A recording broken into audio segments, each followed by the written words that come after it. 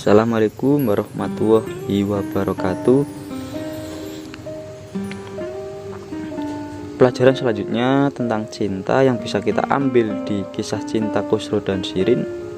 Kita masuk lebih dalam di situ untuk memahami tentang cinta. Karena kalau kita tahu latar belakangnya kan, ini ditulis oleh Nizami Ganjavi atau Hakim Nizami, dan itu dikenal sebagai seseorang yang spiritual, atau katakanlah dia itu sufi. Jadi kita belajar tafsir cinta terhadap kisah cinta Khosrow dan Shirin, dan nanti kita bisa kaitkan ini, kita arahkan ini karena cinta ilahiyah atau cinta kepada Allah. Kita belajar makna yang lebih dalam, yaitu pelajaran yang pertama ada cinta tanpa pertemuan fisik. Jadi pelajaran cinta di kisah Khosrow dan Shirin menurut saya yang penting adalah cinta tanpa pertemuan fisik. Nah, kalau kita tahu di kisah-kisah awal Khosrow dan Shirin ini kan kelihatan sekali. Mungkin teman-teman bisa memahami itu, sebagaimana ketika kita itu mengaku cinta pada Allah, cinta pada Nabi, pada malaikat, cinta pada akhirat, itu semua kan tidak kelihatan, tetapi mencintai sesuatu meskipun itu tidak terlihat secara fisik, tidak bertemu secara langsung, bisa jauh lebih dahsyat dampaknya dibandingkan ada pertemuan fisik. Nah, ini kan kelihatan sekali di kisah cinta Khosrow dan Shirin, di mana dua orang yang saling jatuh cinta tapi belum pernah ketemu sama sekali. Nah, kalau saya artikan kan itu adalah cinta jarak jauh antara Ratu Armenia dengan Raja Persia, yang Khosrow cinta pada Shirin hanya diceritain oleh sahabatnya yang bernama Shapur, dan Shirin jatuh cinta pada Khosrow hanya melihat lukisan si Khosrow. Lah, ini kan cinta tanpa pertemuan fisik, hanya memikirkan apa yang dicintainya. Lah, Khosrow mencintai Shirin karena dia memikirkan bahwa sosok Shirin adalah apa yang dia impi-impikannya dalam imajinasinya. Shirin juga begitu. Dia ketika melihat wajah Khosrow, dia mempunyai bayangan, mempunyai imajinasi bahwa itu adalah orang yang tepat yang harus aku perjuangkan. Lah, makanya pelajaran pertama adalah cinta tanpa pertemuan fisik.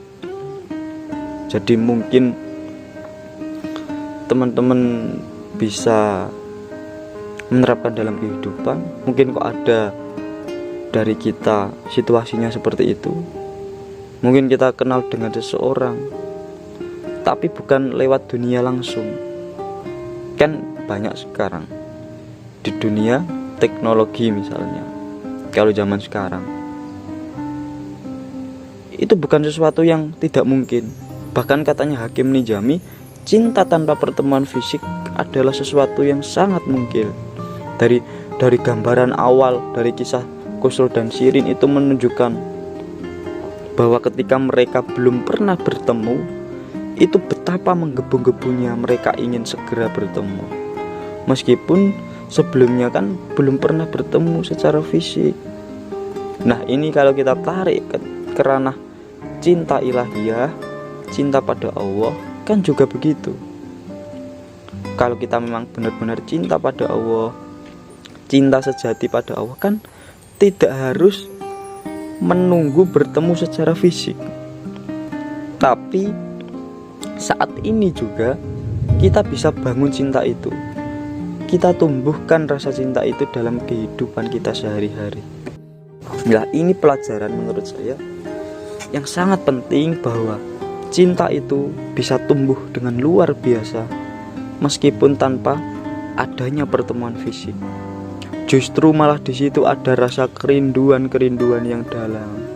Nah, ini silahkan dikaitkan dengan situasi teman-teman di kehidupan sehari-hari. Mungkin dalam cinta sesama manusia juga bisa terjadi seperti itu. Mungkin pengalaman teman-teman ada yang pernah jatuh cinta pada seseorang tapi hanya lewat teknologi misalnya, belum pernah bertemu secara fisik. Tapi katanya Hakim Nijami kan, cinta tanpa pertemuan fisik itu sesuatu yang sangat mungkin terjadi dalam kehidupan. Jadi Khosrow itu ceritanya kan jatuh cinta pada Shirin, hanya dengar cerita. Shirin juga begitu, hanya melihat lukisan wajah Khosrow. Lah, mari kita bangun rasa cinta itu dalam hidup kita, di ranah apapun. Kalau di ranah sesama manusia, ya kita sesuaikan dengan kondisi kita. Kalau di ranah Allah, ya bisa lewat jalur mana saja. Mungkin dengan membaca Al-Quran, yang di situ ada kisah-kisah Nabi, kisah-kisah Rasul, ada cerita-cerita orang yang diberi petunjuk oleh Allah.